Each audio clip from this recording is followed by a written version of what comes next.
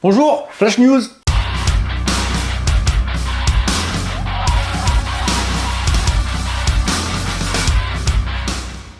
Une vidéo un peu rapide pour vous parler de ce qui se passe en ce moment et de ce qui va bientôt se passer. Alors je vais vous parler de deux machines dont vous voyez un peu ce que ça va annoncer dans le titre. Je précise que les fiches techniques ne sont pas encore diffusées, que ce ne sont que de teasing de la part des marques. Donc pour commencer, le plus intéressant, une nouvelle Jupiter des Lego, donc une machine de grande taille, plus gros que la Saturn 2 ou Saturn 3, qui va s'appeler la Jupiter SE.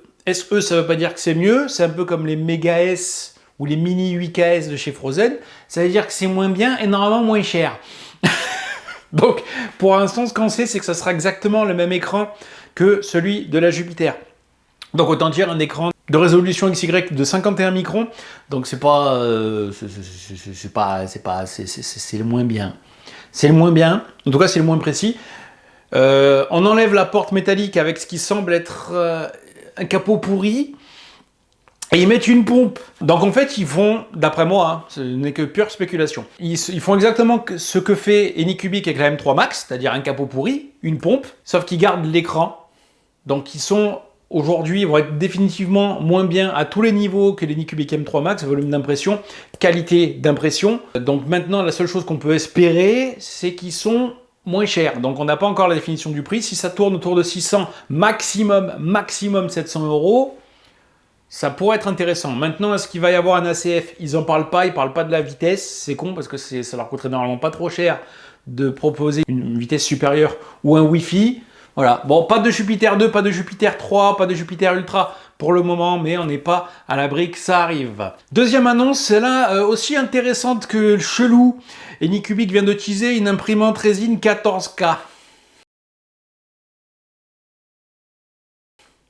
Ils m'ont saoulé. La M5S, elle n'a pas 6 mois. Ils viennent de teaser la M5S Pro, qui semble, sur la photo, avoir le même volume d'impression, ce qui veut dire que ça sera un écran 10 pouces. À mon avis, ça sera toujours 24Y, donc ça va être du 16X. Voilà, ils vont vous dire que c'est 16XY, ça sera du 16X et 24Y. Ce n'est encore que pure spéculation. Est-ce qu'on aura l'auto-leveling, le capteur de surveillance? On ne sait pas. Il semblerait qu'il y ait un système à l'arrière, soit qui va servir de chauffage, mais de chauffage d'enceinte. Donc c'est pas aussi bien que ce que peuvent vous proposer la GK2 ou d'autres machines avec le chauffage. Soit un système de purificateur d'air, mais c'est tellement gros que je ne sais pas pourquoi ils en mettent un aussi gros, quoi. Je vous tiens au courant dès que j'ai du nouveau.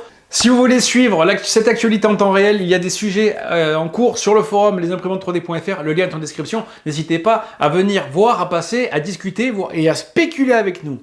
Merci à tous d'avoir suivi cette vidéo plus courte que d'habitude. Je vous laisse quand même avec le bêtisier parce qu'il y en a quand même un. À la prochaine. De résolution 51. De résolution XY de 50 avec du forum lesimprimantes3d.fr. Là, vous pourrez trouver...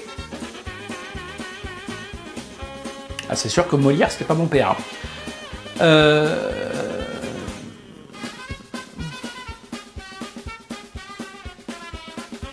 Vous pouvez suivre avec nous l'avancée et les déclarations... J'y arrive pas. Donc, on n'a pas encore les infos.